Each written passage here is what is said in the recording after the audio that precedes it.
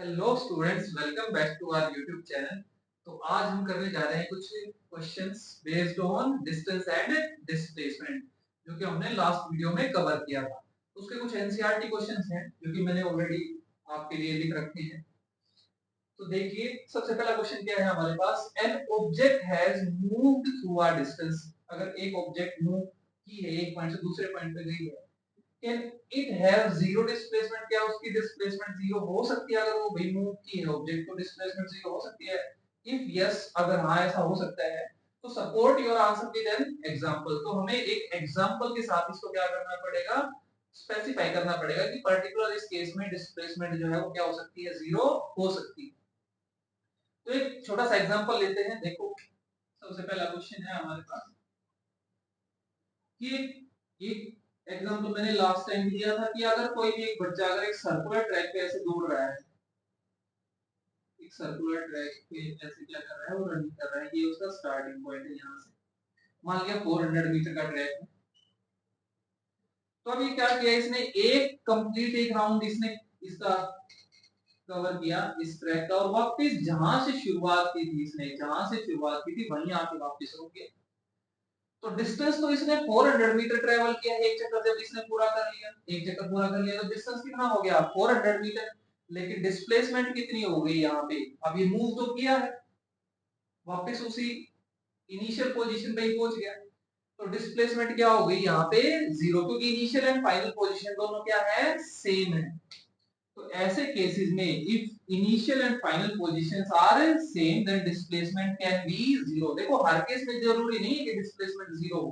अगर ये किसी और पॉइंट पे रुकता, मान लिया यहाँ रुक जाता, तो जो भी इसका डायमीटर होता है वो इसकी डिस्प्लेसमेंट हो जाती है, सर्कल का जो भी डायमीटर होता है। ठीक है, तो हमेशा जरूरी नहीं है कि डिस्प्लेसमेंट जीरो होगी। लेकिन अगर initial and final position same है, तो डिस्प्लेसमेंट क्या हो सकती है, जीरो हो सकती है। तो ये किसका example, if initial and final position is same, then displacement is zero।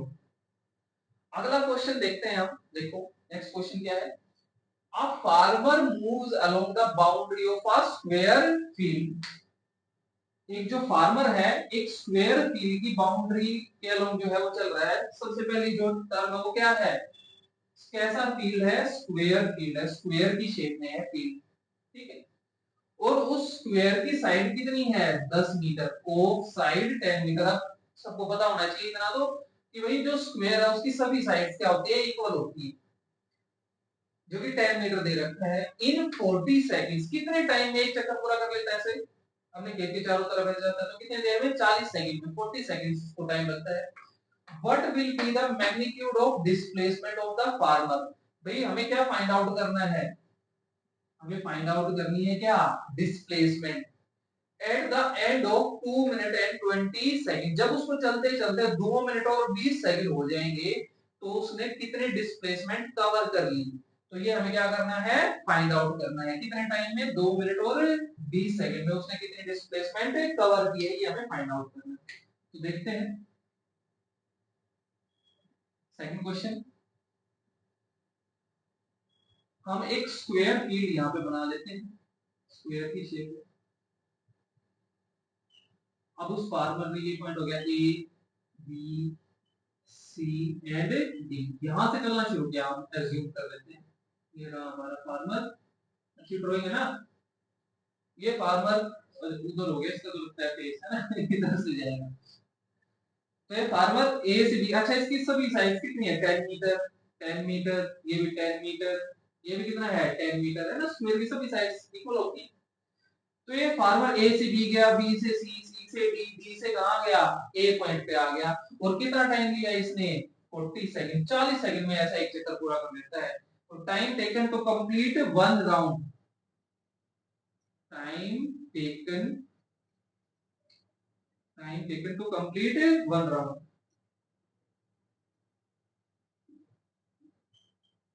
Complete one round, एक राउंड को कंप्लीट करने में कितना टाइम लेता है ये, 40 सेकंड लेता है। और हमें टाइम कितना गिवन है, गिवन टाइम कितना है, कितने टाइम के बाद डिस्प्लेसमेंट बताएंगे, गिवन टाइम, गिवन टाइम है हमारे पास कितना, 2 मिनट और 20 सेकंड, 2 मिनट और 20 सेकंड गिवन है, 2 मिनट 20 सेकंड। अच्छा ये टाइम सेकंड्स में, ये मिनट और सेकंड दोनों में कंबाइन दे रखा है, तो इसको सेकंड्स में कन्वर्ट कर लेते हैं पहले इस टाइम को। तो टोटल ये जो गिवन टाइम है ये कितना है, 2 मिनट्स के अंदर कितने सेकंड्स होते हैं, 1 मिनट के अंदर 60 सेकंड होते हैं, 2 मिनट में कितने हो जाएंगे 120। तो 120 प्लस 20 कितना हो गया 140 सेकंड्स। टोटल टाइम कितना है 140 सेकंड जो गिवन टाइम है, कि भाई 140 सेकंड के बाद उसकी डिस्प्लेसमेंट कितनी हमें तो ये बताना है। तो अब फाइंड आउट ऐसे क्वेश्चन में सबसे पहले क्या करेंगे, उसने कितने चक्कर लगा दिए स्क्वायर फील्ड के। तो नंबर ऑफ राउंड्स उसने कितने कंप्लीट कर लिए, नंबर ऑफ राउंड्स उसने कितने कंप्लीट किए हैं। तो नंबर ऑफ राउंड्स कैसे फाइंड आउट करेंगे, तो इसका एक सिंपल सा फॉर्मूला होता है हमारे पास कि भाई गिवन टाइम, कितना टाइम गिवन है, भाई कितने टाइम में निकालना चाहते हो तुम, तो given time by time taken to complete one round, by time taken to complete one round, to complete one round, एक राउंड को कंप्लीट करने में कितना टाइम लग रहा है, इससे हमें क्या पता चल जाएगा उसने कितने राउंड्स कंप्लीट किए। तो देखो टोटल टाइम कितना है 140 गिवन टाइम, और एक चक्कर को पूरा करने में कितना टाइम लगता है 40 सेकंड। तो ऑब्वियस सी बात है कितना आएगा 4 3 जा 12 20, तो 4 5 जा 20, तो 3.5 राउंड से क्या कर लेगा ये कंप्लीट कर लेगा ये कितने टाइम में 140 सेकंड के बाद ही कितने कितने चक्कर पूरे कर लेगा 3.5 राउंड्स।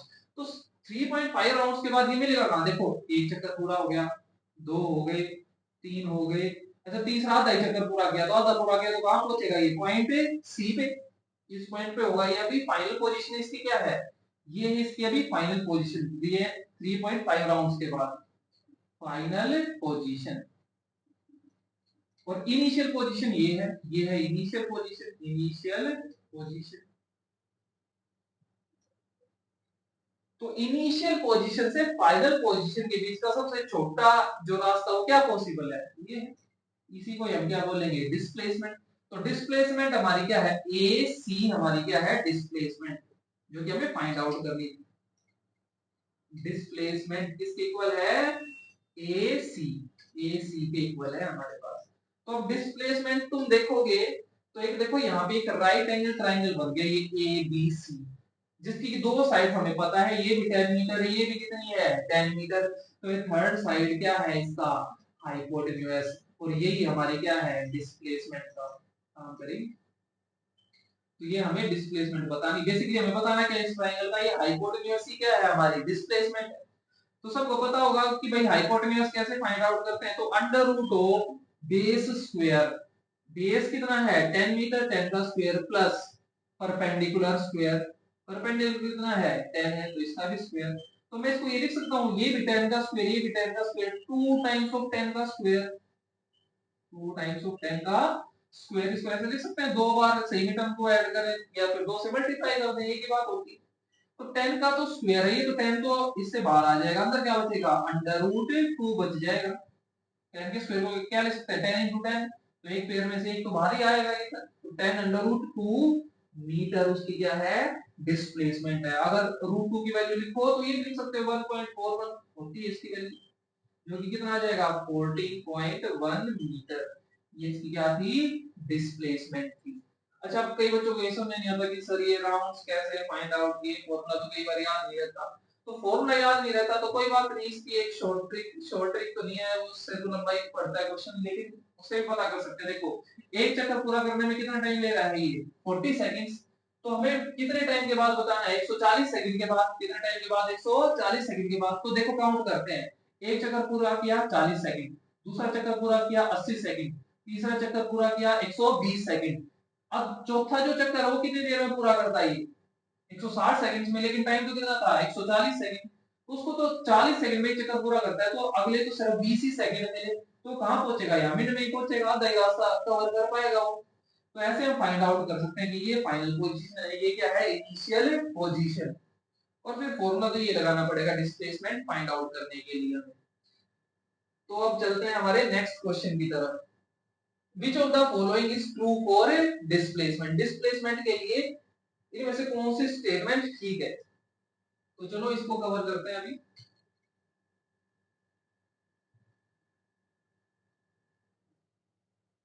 देखो अच्छा सबसे पहले स्टेटमेंट क्या है, it can not be zero, ये तो हमने पहले क्वेश्चन में प्रूव कर दिया कि डिस्प्लेसमेंट तो जीरो हो भी सकती है, उसका तो हमने एग्जांपल भी कर लिया। तो ये तो स्टेटमेंट क्या है हमारी, फॉल्स, हमने आप में ही फॉल्स है, तो फर्स्ट क्वेश्चन में ही हमने कवर कर लिया कि डिस्प्लेसमेंट तो जीरो हो सकती है। ठीक है, दूसरी स्टेटमेंट देखते हैं, its magnitude is greater than the distance travel by the object, कि भाई जो डिस्प्लेसमेंट का जो मैग्नीट्यूड होता है वो डिस्टेंस से ज्यादा हो सकता है। ऐसा तो पॉसिबल नहीं है। देखो इसी सेकंड क्वेश्चन में देख लो, ए से सी के बीच का डिस्टेंस कितना हो गया, अगर वो बस यहां से यहां तक ही पहुंचता तो 3.5 राउंड्स के बाद कितना डिस्टेंस कवर कर लेता। वो देखो, एक राउंड कंप्लीट किया 40, दो राउंड कंप्लीट किए 80, तीन राउंड कंप्लीट किए 120, और फिर ये 130 और 140, ये तो क्या हो गया इसका डिस्टेंस ट्रेवल। डिस्टेंस ट्रेवल कितना हो गया 140 मीटर। लेकिन डिस्प्लेसमेंट कितनी हुई यहाँ पे ए से सी के बीच की, जो कि अभी हमने फाइंड आउट किया था, क्या था 10 रूट 2 मीटर, जो कि किसके इक्वल है 14.1 मीटर के इक्वल आंसर आया था हमारा अभी। तो देखो 14.1 ज्यादा है या 140 ज्यादा है, तो ऑब्वियस सी बात है डिस्टेंस हमेशा क्या होता है डिस्प्लेसमेंट से ज्यादा ही हो सकता है, या फिर उसके इक्वल हो सकता है अगर वो स्ट्रेट लाइन में ऑब्जेक्ट मूव करती है। जैसे कि एग्जांपल ले लेते हैं,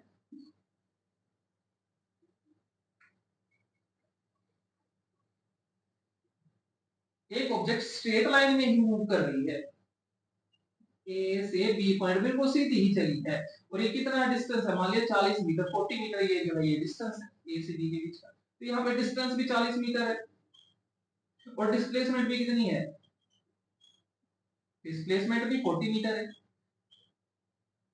डिस्प्लेसमेंट भी कितनी है 40 मीटर। तो डिस्टेंस डिस्प्लेसमेंट के इक्वल हो सकता है, या फिर डिस्टेंस क्या होगा डिस्प्लेसमेंट से ज्यादा होगा, कभी भी कम नहीं हो सकता। तो ये स्टेटमेंट तो फॉल्स है कि जो डिस्टेंस ट्रेवल है, the magnitude of displacement, the magnitude of sorry displacement is greater than distance traveled by the object। ठीक है, तो जो डिस्प्लेसमेंट का मैग्नीट्यूड है वो कभी भी ज्यादा नहीं हो सकता, वो हमेशा क्या होगा कम ही होगा। The magnitude of displacement, the magnitude of displacement,